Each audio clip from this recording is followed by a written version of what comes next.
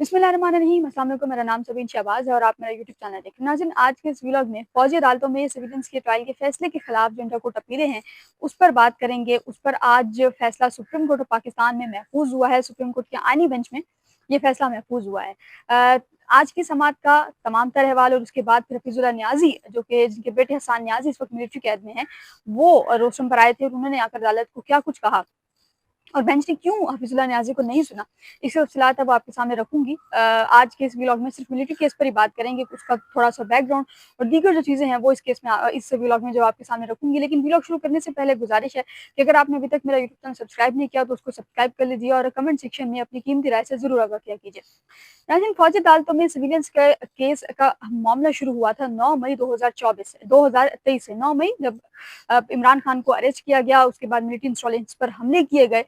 उसके बाद supreme court ने ये कहा था 21 जुलाई 2023 को सुप्रीम कोर्ट ने अपना एक फैसले में ये कहा था कि जो सिविलियंस हैं उनका मिलिट्री ट्रायल नहीं हो सकता। उसके खिलाफ अपीलें सुप्रीम कोर्ट में आई थी। दो पोर्शन में इसकी समाअत हुई। पहले पोर्शन में जब समाअत हुई तो उस वक्त 26वीं तरमीम नहीं आई थी और आईनी बेंच का वजूद नहीं था। उसके बाद जब समाअत हुई तो मिलिट्री जो 26वीं तरमीम है वो आई थी और उसके बाद फिर जो समाअतें हैं वो आईनी बेंच में ही इस केस की हुई हैं। आईनी बेंच में आज तकरीबन जो है वो 55वीं समाअत थी। 55 इनफैक्ट 55 से ज़्यादा समाअतें जो है वो आईनी बेंच में हो चुकी हैं और इसका फैसला आज महफूज किया गया। ख्वाजा हारिस साहब ने बड़े डिटेल्ड दलाइल इस केस में दिए हैं। पहले उन्होंने जो मेन आर्गूमेंट्स हैं उसमें तकरीबन 2 हफ्ते या शायद 3 हफ्ते लिए थे और उसके बाद फिर ख्वाजा हारिस ने जवाब रिबटल में तकरीबन जो है वो 2 हफ्ते ख्वाजा हारिस ने रिबटल में लिए हैं।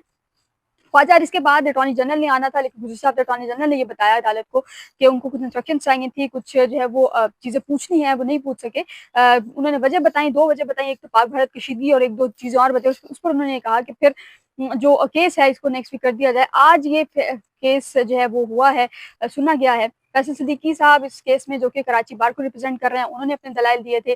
फैसल सिद्दीकी के अलावा हामिद खान हैं, लाहौर हाईकोर्ट बार को रिप्रेजेंट कर रहे थे, उन्होंने अपने दलाइल दिए। तजाज अहसन को लतीफ़ खोसा रिप्रेजेंट कर रहे थे, उन्होंने अपने दलाइल दिए।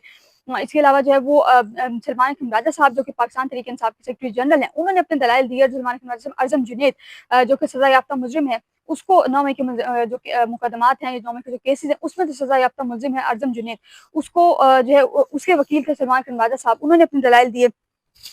यानी कि काफी लंबे दलाइल के बाद और फिर ख्वाजा हारिस के रिबटल के बाद जो है वो इस केस का फैसला महफूज किया गया है आज। और अभी एंड बेंच की जानिब से कहा गया है कि इसी हफ्ते में ये फैसला सुनाया जाएगा। मैं ये बता दूं कि इसी हफ्ते में 9 मई भी आ रहा है, तो मुमकिन है कि ये फैसला 9 मई को ही यानी कि जुमे के रोज ये फैसला सुनाया जाए। यानी कि आप ये कह सकते हैं कि एक और जुमा या तो पाकिस्तान तहरीक इंसाफ पर भारी होगा या पाकिस्तान मुस्लिम लीग नून पर भारी हो सकता है। आज जब समाअत का आगाज हुआ तो हफीजुल्लाह न्याजी साहब जो है वो रोस्टम पर आए। उन्होंने कहा कि मैं 5 मिनट लेना चाहूंगा। जस्टिस नईमुद्दीन खान साहब ने कहा कि आप एंड पर 5 मिनट ले लीजिए। आज की समाअत में जस्टिस नईमुद्दीन अफगान साहब ने बड़े आउट ऑफ द वे जाकर रिमार्क्स दिए, बड़े इंटरेस्टिंग ऑब्जर्वेशंस थी वो, और मेरा ख्याल है कि उनकी वो ऑब्जर्वेशंस बड़ी ऑथेंटिक थी। अटॉर्नी जनरल साहब ने 9 मई का आज उन्होंने कहा कि मैं 3 पॉइंट्स पर अदालत को बताऊंगा। एक तो 9 मई के जो वाकयात हैं उस दिन क्या हुआ, क्या फिर रिएक्शन जो है उसका क्या आया, उस हवाले से अदालत को बताऊंगा। दूसरा उन्होंने कहा कि मैं 21 जुलाई 2023 का जो सुप्रीम कोर्ट ऑफ पाकिस्तान का फैसला है उस पर जो है वो मैं अदालत को बताऊंगा। और साथ ही साथ जो है वो राइट ऑफ अपील के हवाले से, क्योंकि मेन सवाल इसमें राइट ऑफ अपील का है। 21 जुलाई 2023 को जो फैसला आया था उसमें अटॉर्नी जनरल साहब ने अदालत को कहा था कि मुलजिमान को राइट ऑफ अपील होता है।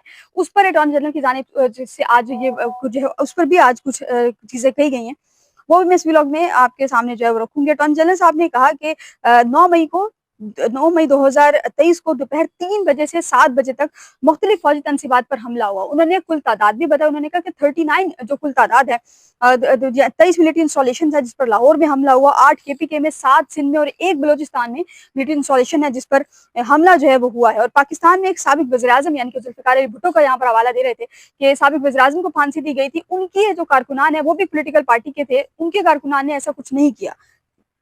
अटॉर्नी जनरल साहब ने कहा कि जमहूरियत बहाली तहरीक में सारी जमातों पर पाबंदी थी।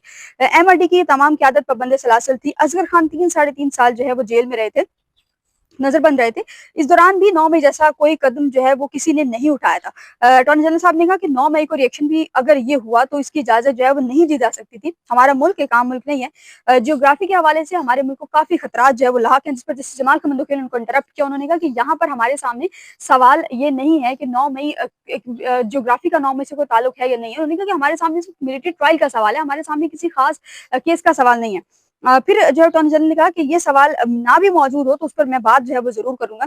जस्टिस जमाल खान बंदूखेल ने कहा कि इतना बड़ा जुर्म हुआ, किसी के खिलाफ कोई एक्शन नहीं लिया गया। अच्छा, आज अटॉर्नी जनरल साहब ने अदालत को ये इन्फॉर्मेशन जहाँ तक मुझे याद है अभी तक अदालत से शेयर नहीं की गई थी। पहली दफ़ा ये चीज़ जो है शेयर की गई है।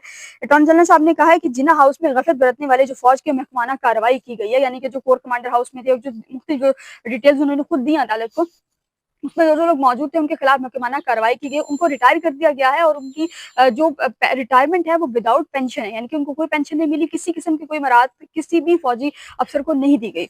उन्होंने तादाद भी बताई है और ये कहा है कि बगैर पेंशन रिटायर होने वालों में एक लेफ्टिनेंट जनरल है, एक ब्रिगेडियर है, लेफ्टिनेंट कर्नल भी बगैर पेंशन के रिटायर होने वालों में शामिल है, यानी कि सारी उम्र लोगों को पेंशन नहीं मिलेंगी और कोई भी जो मराहत है वो नहीं दी जाएंगी।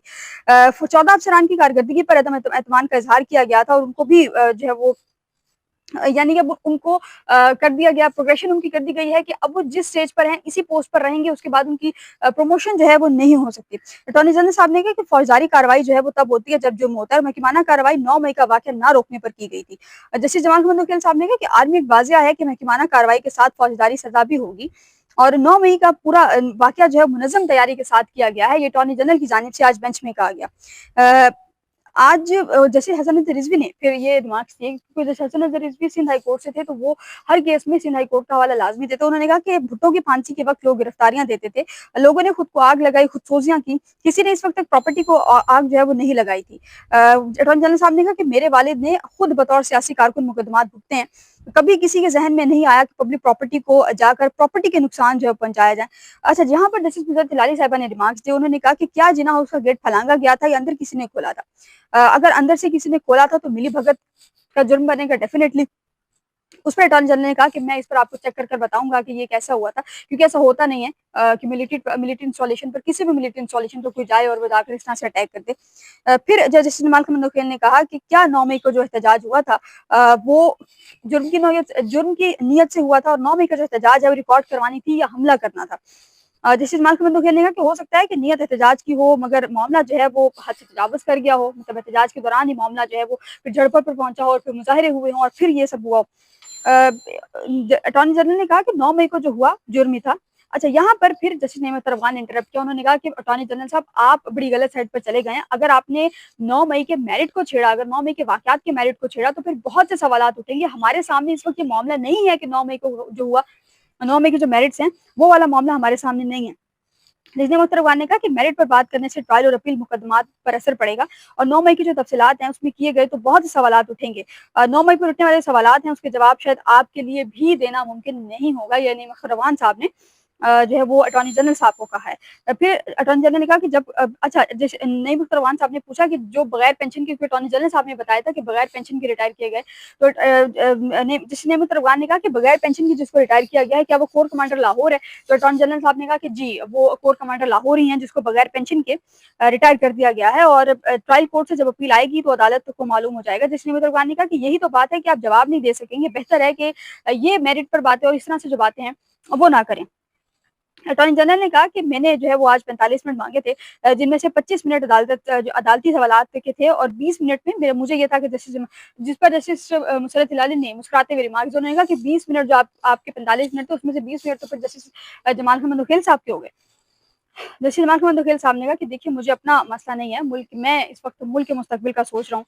अब समात के इख्तिताम पर हफीजुल्लाह नियाज़ी साहब वॉशरूम पर आए और उन्होंने अदालत को कहा कि मेरी उम्र 72 साल है, मेरे बेटे को गिरफ्तार किया गया और मेरे बेटा, मुझे ये नहीं पता था कि मेरा बेटा कहाँ है। मैंने मुख्तलिफ अदालतों के धक्के खाए, मैं लाहौर हाई कोर्ट गया, मैं सिंध हाई कोर्ट गया, मैं इस्लामाबाद हाई कोर्ट गया, मैं बलूचिस्तान हाई कोर्ट गया।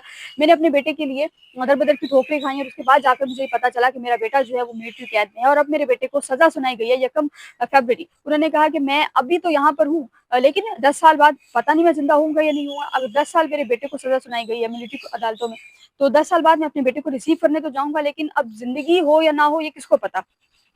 अफजल साहब ने भारत का हवाला दिया। उन्होंने कहा कि 2014 के धरने में वज़ीर-ए-आज़म हाउस, पार्लियामेंट हाउस और रेडियो स्टेशन पर हमले किए गए थे, वहां भी हुजूम हमलावर था। 2014 के धरने में वज़ीर-ए-आज़म को वज़ीर-ए-आज़म हाउस से बाहर निकालने का मंसूबा था। वो केसेस आम अदालतों में चलाए गए। जस्टिस नेमत तरफ़गान ने कहा कि वो दलाइल ना दें जो हकाइक से मुतल्लिक हैं।